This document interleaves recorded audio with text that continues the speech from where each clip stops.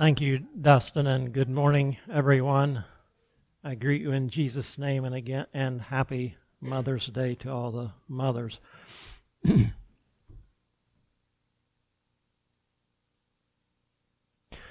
I've lived with a mother all my life,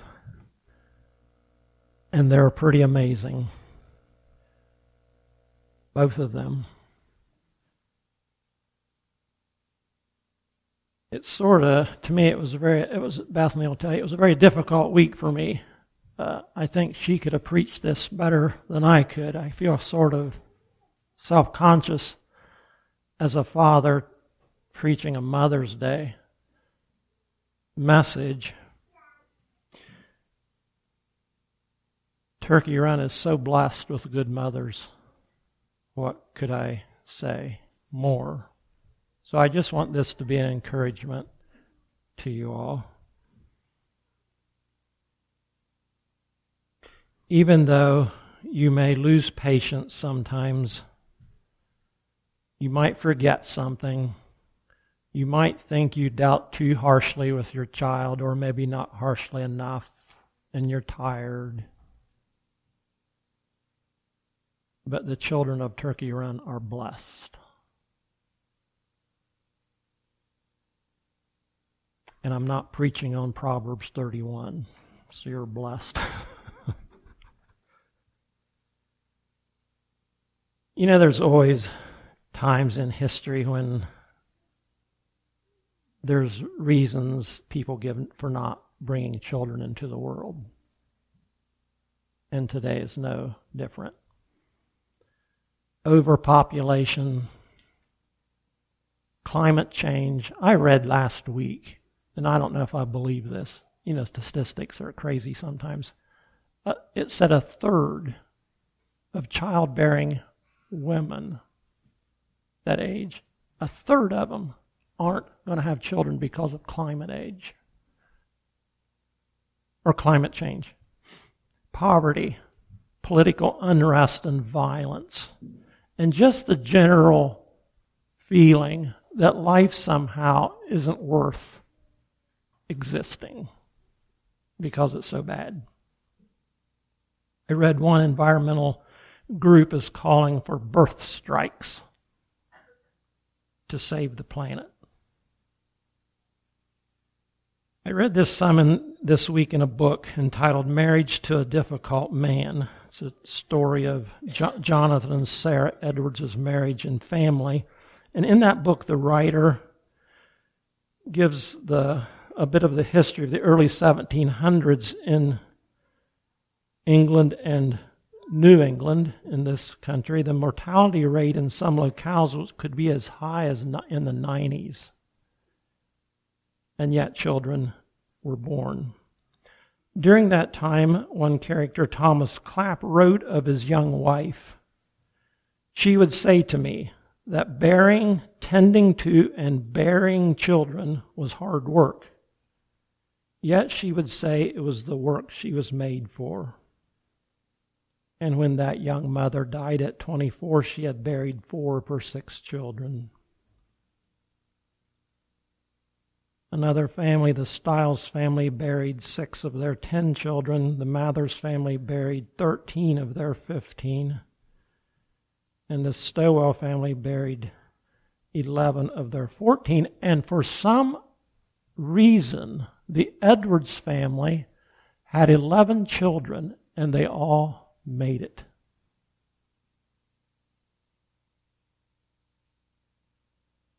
And different people have drawn conclusions about that. I don't know. A couple of the reasons was that Sarah came from a wealthy family, and she knew some things perhaps that maybe poor people, or some abilities and resources that perhaps nutrition and cleanliness played into that. I don't know. But I do know that part of the Abrahamic covenant promise was that Abraham would have children like what? Like the sands of the seashore and the stars. And it appears to be that was going to be a good thing. Right? So it appears that children are a blessing and are to be planned for and expected, and birthed and raised. History, as always, as I said, had its difficult times and hostile cultures to bring children into. And you all know the story. I'm not going to turn there. The story of the birth of Moses. God's people found themselves in Egypt, a foreign land, and not only that, times had changed and there was a new dynasty, a new king, a new Pharaoh, and with it, if you read history, a cultural change with this new guy.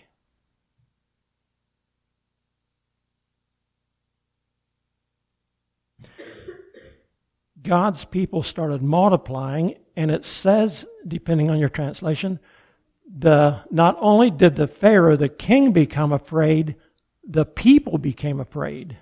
Fear pervaded the culture. And anytime fear comes, what happens? Anger comes. Violence comes. And it was no different. And our society is seeing that too. People are afraid.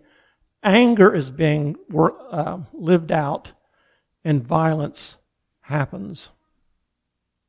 Yet into that culture, the irrational and horrible things that came out of that fear, 4 mothers stepped up. The 2 midwives, Shiphrah and Puah. When the Pharaoh told them, when the baby boys are born, you see, as they're born, they don't live. And of course, you know the story. They chose not. It said they didn't fear. The word fear plays all through that in the book of Exodus and in Hebrews, where it recounts that again. It just contrasts the fear of the culture and the non-fear of God's people. And I want to impress that on you this morning. We live in fearful times. We are not to be people of fear.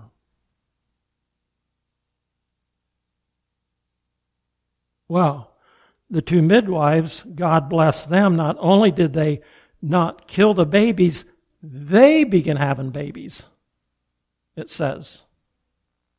So Pharaoh, he didn't do himself any good doing that. And then Jochebed and Amram decided they would have another baby. And Moses was born. And they protected him. He was under the curse of death. He was to be tossed into the river.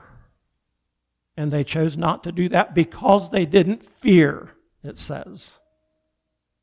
And then of all things, Pharaoh's own daughter comes and finds him. It doesn't say this, but she didn't fear either. She said, and she identified the child as a Hebrew boy, which should have been killed.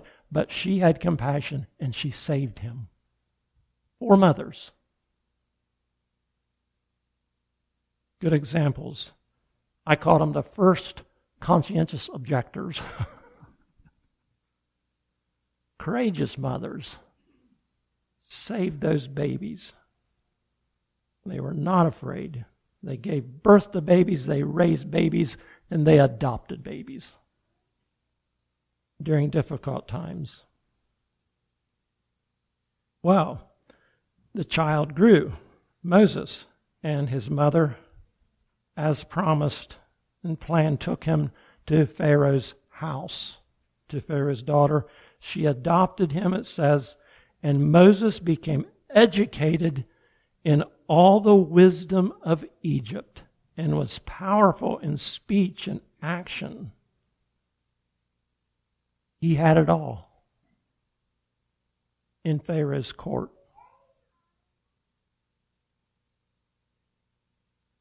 I wonder what curriculum Jochebed used for his homeschooling, as opposed to the curriculum that he got in Egypt. But we see that it overcame that.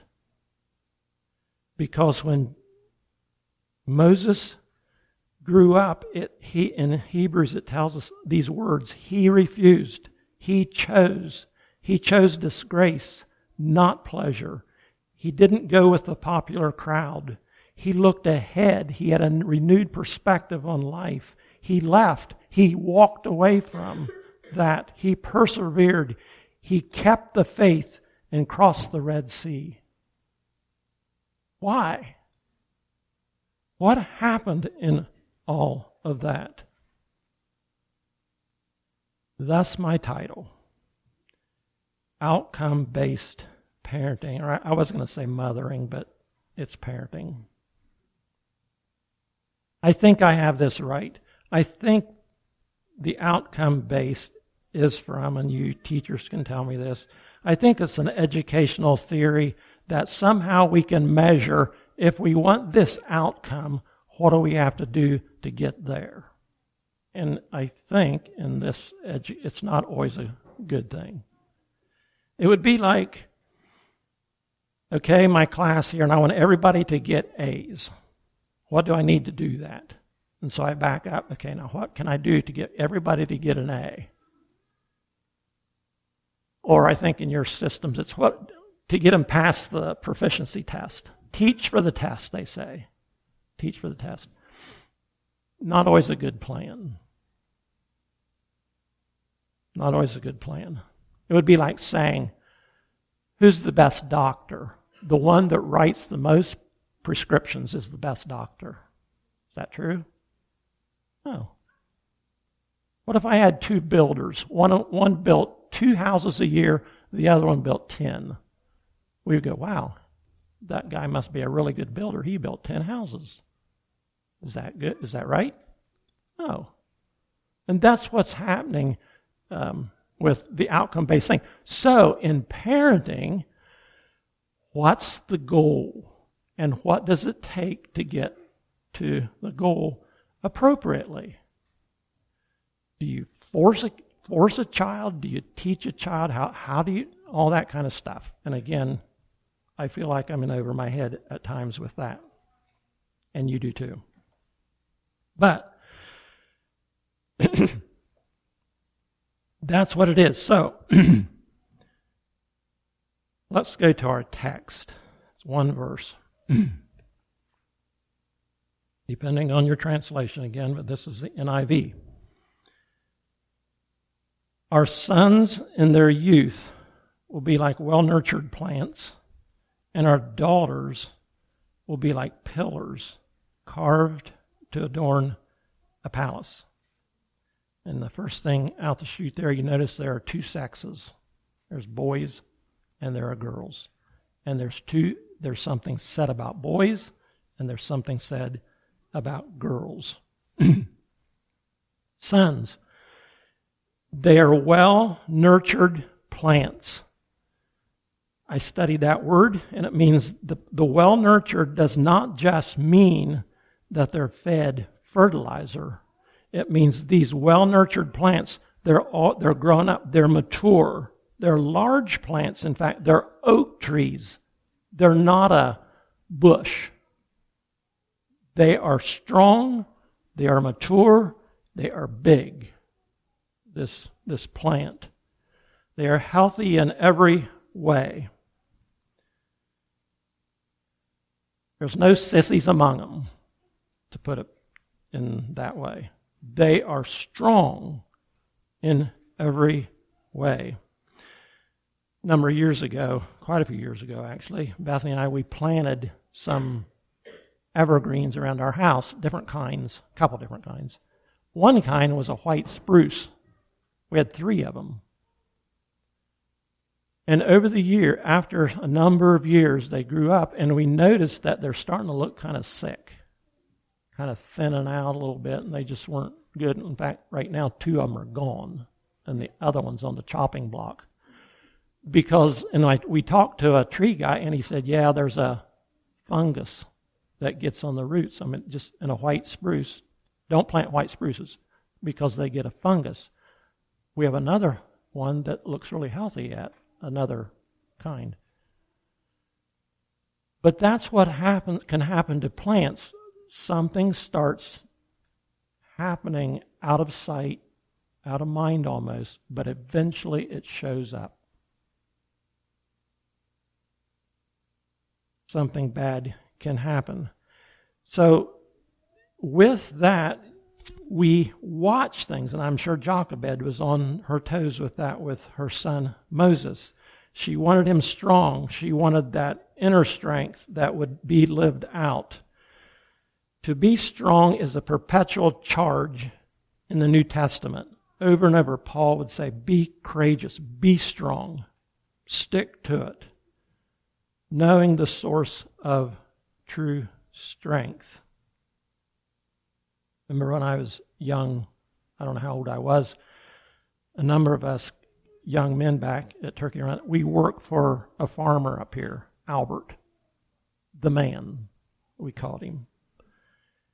And the first year that summer I worked for him, he would have us shovel. One of our jobs was to shovel ear corn out of the corn crib into the truck, and then he would take it to town and get cow feed made. I don't know who else was with me, but there was 2 of us in there shoveling corn, me and somebody else. And we got to chasing rats and throwing corn cobs as the boy would go. And we didn't get the job done in a timely manner, I'll say. And he came, Albert, and he wasn't happy. Yep, it's just like they say. 1 boy, you got a boy. 2 boys, you got a half a boy. 3 boys, you have no boys. And I still remember that because I'm a sensitive guy. But that hit me. It was good for me to hear that. It hit me. Like, Rob, you need to grow up. And so that needs to happen. And then I think that's what this is. That nurturing needs to happen. Our young men, parents, you want strong boys, men.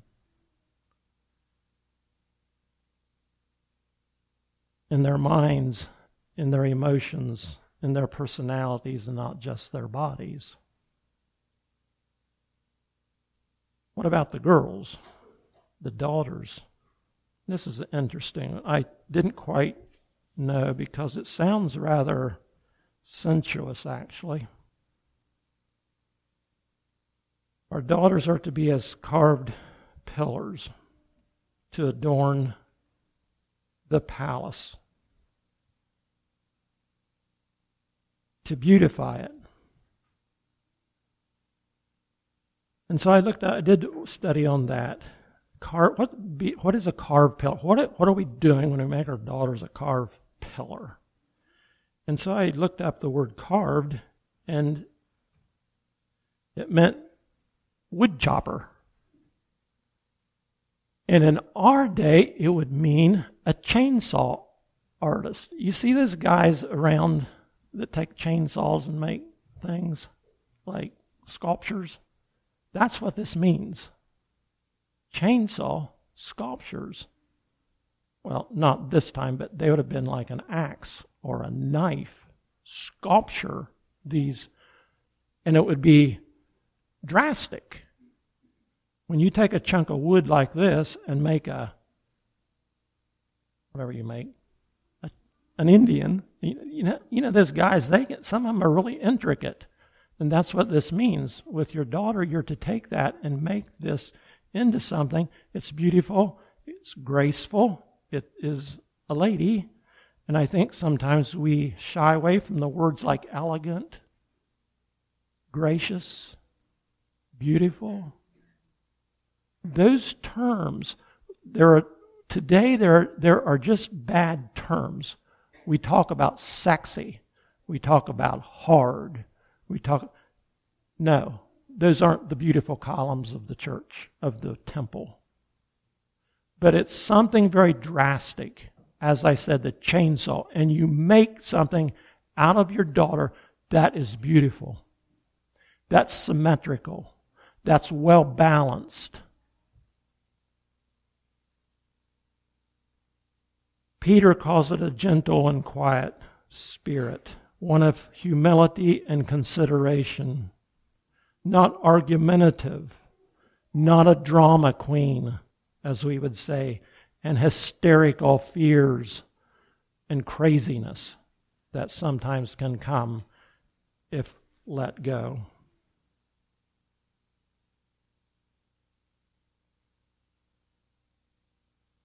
With the outward beauty, there is to be the balance of inward beauty in our daughters. Now, that's my stab at that. What I want to do now is I want to give you 5 traits for your children. These are characteristics of God.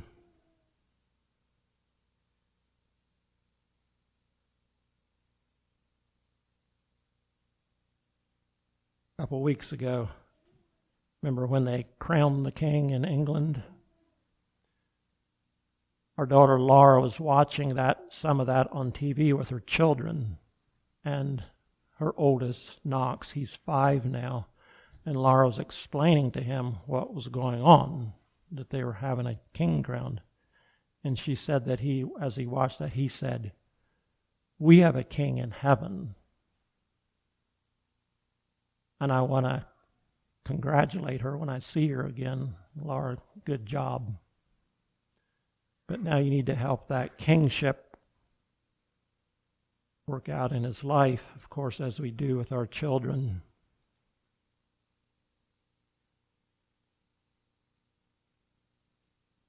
When Paul wrote a lot of his letters, he was in Rome waiting to be executed. He was in prison.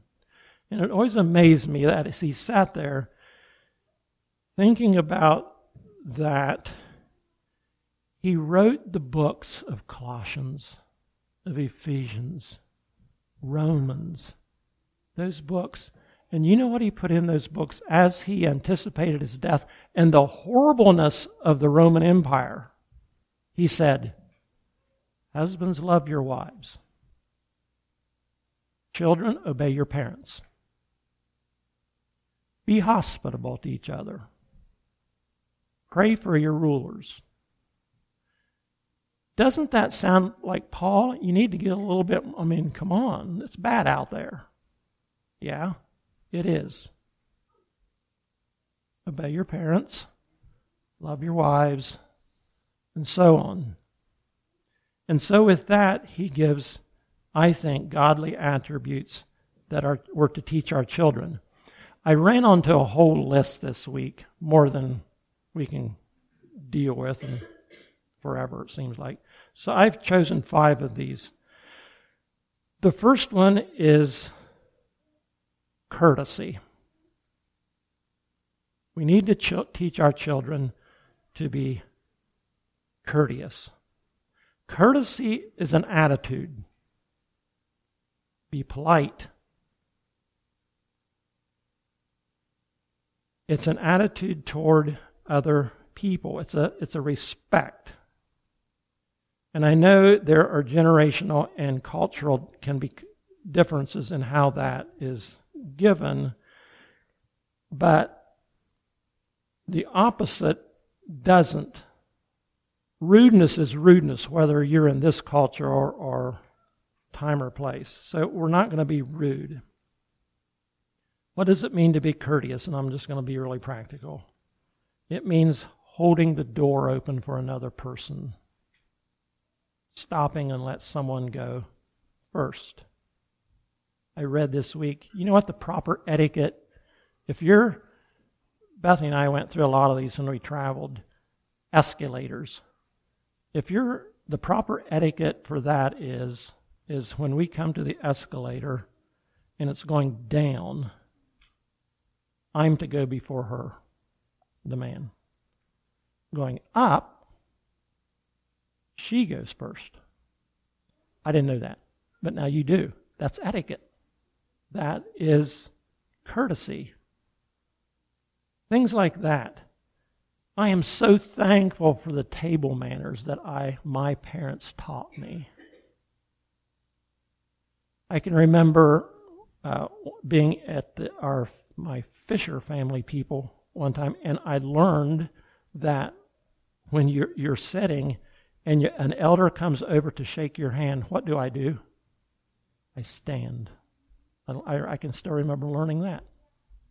Those things, you guys, are so important for your children. In the culture that we live in, remember the culture? It's angry, it's fearful, it's disrespectful, it's violent. We want courteous children. Do you see how powerful that can be as that plays out?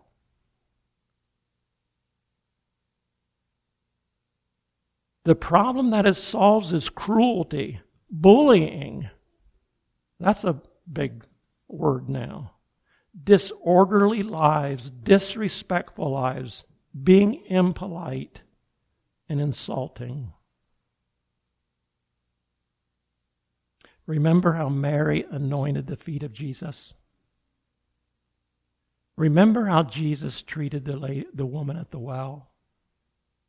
Those can be stories that you share with your children. The next one is honesty. Honesty. Being trustworthy. I understand that at the military academies, part of the value take is I will not lie, cheat, or steal, or tolerate anyone that does. And if you're caught in any of those things, it's automatically expulsion. Honesty is rightness in words and conduct. Be true to your promises and your commitments. Let's shake on it. His word is good as done. An honest person measures up to God's standard, being real and genuine. It solves the problem of being deceiving and lying, unfairness, and an uncaring attitude. And you can teach that story by telling the story of Zacchaeus, of how Peter lied when he was confronted about knowing Jesus, and that horrible story of Ananias and Sapphira. Honesty. The next one is obedience. One of the most difficult lessons of childhood. Just to listen and obey. One that our culture hasn't learned. We resist the instructions of our Creator. And lots of bad things happen. Simply obey. Another military illustration.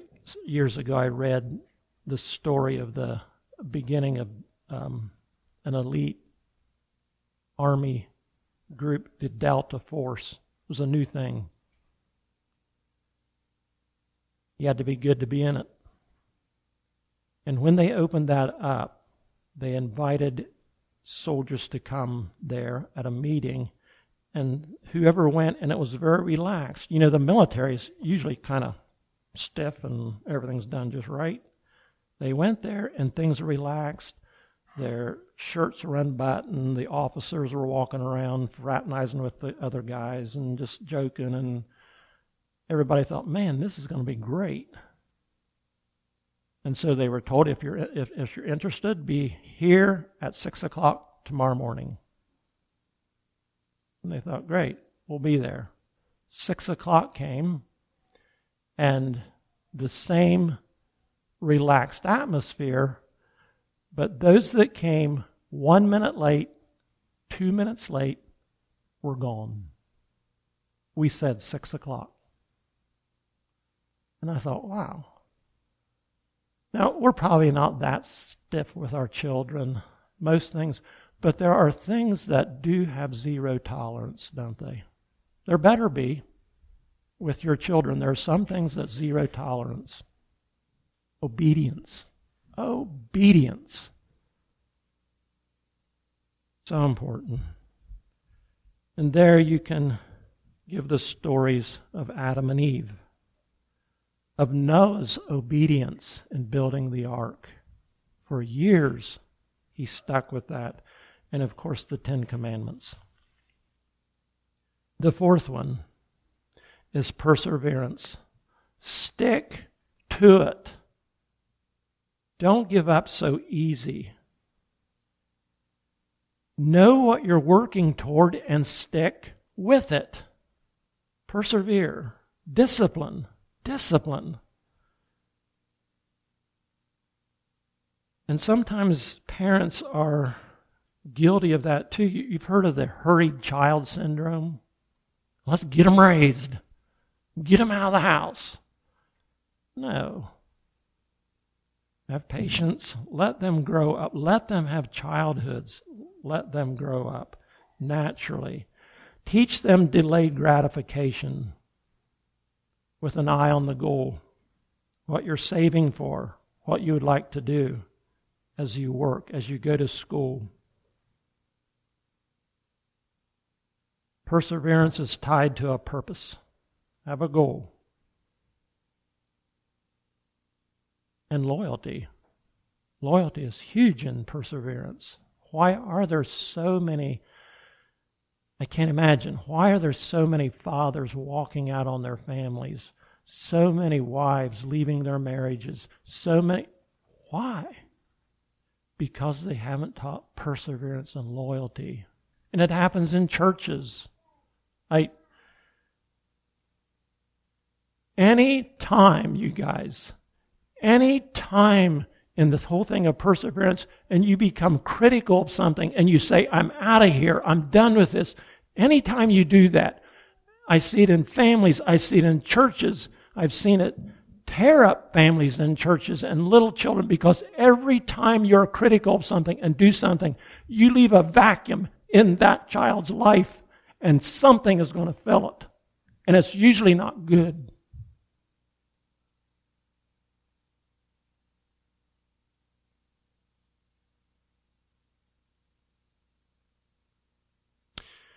Perseverance solves the problem of discouragement and giving up, of hopelessness and restlessness and indecision.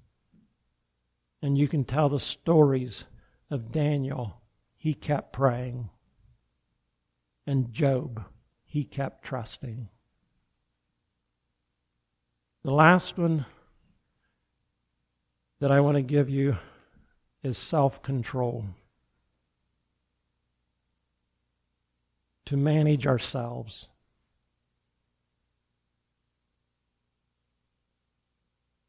How often have I thrown a fit, lost control of myself, we say? Sulk. I didn't get my way.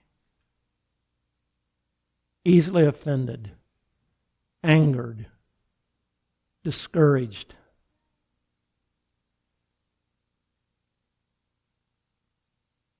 Habitual eater, junk food, lack of exercise. And we can go on and on about stuff like that. Money habits. Liars and gossipers. All this tends to more. And self-control is called for. The problem of unreliability and frustration, waywardness in our own lives and our children's lives, and lack of confidence. We just want to fit in and be like everybody else. The stories you can give your children is the story of Cain, lost control and killed his brother Abel. King Saul lost his patience and his kingdom. Samson lost control, made poor decisions, and lost his life. The rich farmer lost control of true values and lost everything he had in his life. Teach and help our children to understand in all of these things. It takes more than just these moral teachings, but it leads us to one who can help us in that. Our King in heaven. We can't do it alone. We as parents can't do it alone. We need God and others to help us do that task. But it's a task that has to be done, you guys. It just has to be done. The raising of godly children. I'd like for you to turn in your hymn books to number 390. And Marvin, if you could lead that for us. It's supposed to be a children's song. But before we sing that, I have one more thing I'd like to read to you, to the mothers, since it's Mother's Day.